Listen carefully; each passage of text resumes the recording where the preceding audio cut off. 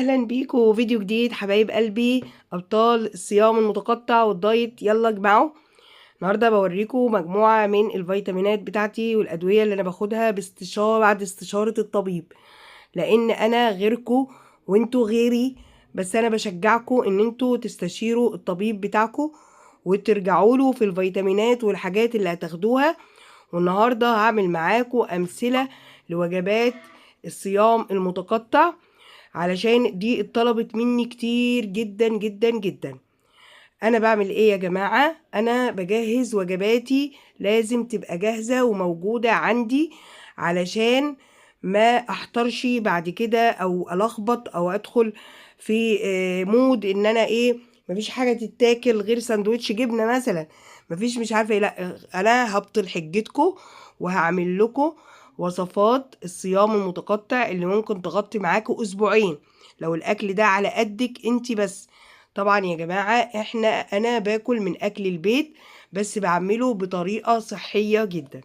يا رب الفيديو النهاردة يعجبكم وينال رضاكم، وتكونوا فعلا جاوبتكم على حاجات كتير انتوا بتسألوا عنها.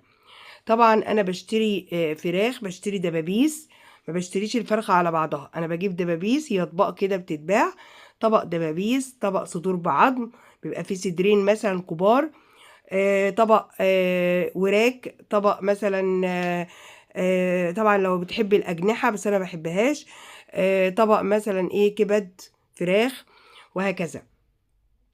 وزي ما هتشوفوا في الفيديو طبق صدور مثلا مخلية، بفتيك. بجيب بقى الايه الحاجات دي كلها واعمل لها هي خلطة واحدة.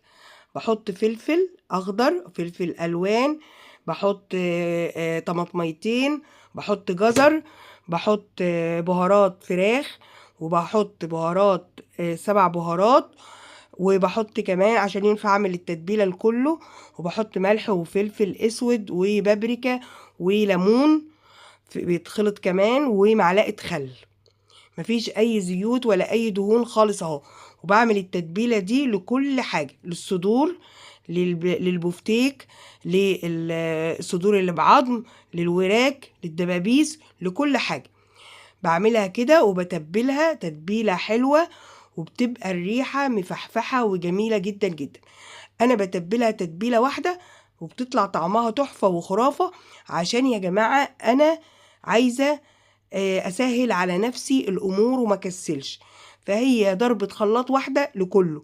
وحطيت كمان شوية بقدونس على كزبرة يتفرموا، كمان لو عندك كرفس بدي ريحة حلوة. حطيت فصين توم نسيت اقول لكم كمان، والملح بقى، وتظبطي دنيتك وتبدأي تتبلي وتكيسي وتبقي عارفة كل حاجة هي ايه.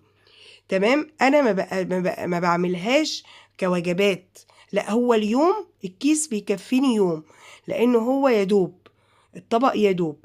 فانا مثلا بطلعه، لو انت عايزه تعملي لنفسك مخصوص، لو عايز تعملي بقى للعيله كلها معاكي بتظبطي الكميات.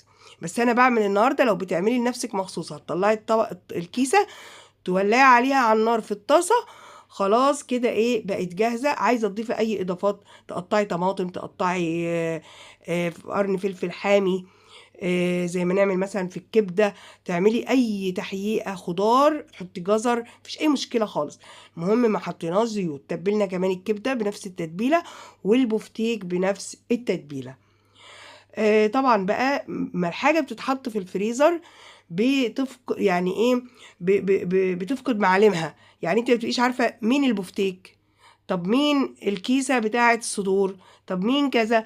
فنصيحه مني، اكتبي على الكيسه، حطي لزق كده ما بيتشالش، ستيكر، واكتبي عليه بفتيك شرايح لحمه، اكتبي عليه صدور بعظم، اكتبي عليه فخاد وراك، اكتبي عليه دبابيس وراك، اكتبي عليه صدور مخليه، وهكذا.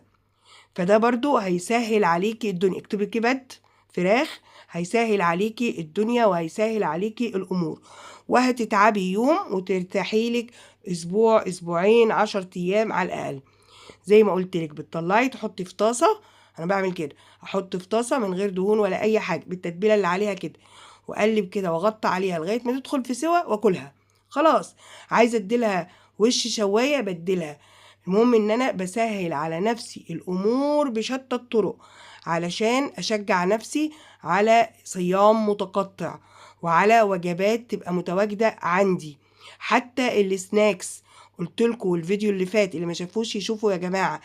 بعمل السناكس واجهزها في التلاجة علشان ما اديش فرصة للشيطاني ولا لنفسي ان هي توديني لأي طريق لخبطة. مش عايزة ألخبط، وعايزة أنجح، وعايزة أحقق هدفي، وعايزة أبقى بصحة جيدة، وعايزة. يبقى لازم نعمل كده. هنا بقى بكتب كل حاجة واحطها في الفريزر واطلع واطبخ. بحبكم جدا، ويا رب الفيديو يكون عجبكم. لو عايزين نوعية الفيديوهات دي قولولي في التعليقات، واعملوا كومنت واعملوا شير للقناة. وكمان يا جماعة يا ريت تبلغوا كل الناس المهتمة بالصيام المتقطع الفيديوهات دي وتشيروها لها، ويا ريت تعليق منكم حلو ولايك. بحبكم.